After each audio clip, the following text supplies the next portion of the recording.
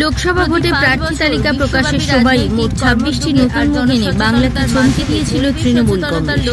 প্রার্থী তালিকায় ছিল একের পর এক চমক। অভিনেত্রী রচনা বন্দ্যোপাধ্যায় থেকে প্রাক্তন ক্রিকেটার ইউসুফ পাঠান, কীর্তি আজাদ থেকে জগদীশ বসুনিয়ার মতো নাম নিয়েছিল চমক।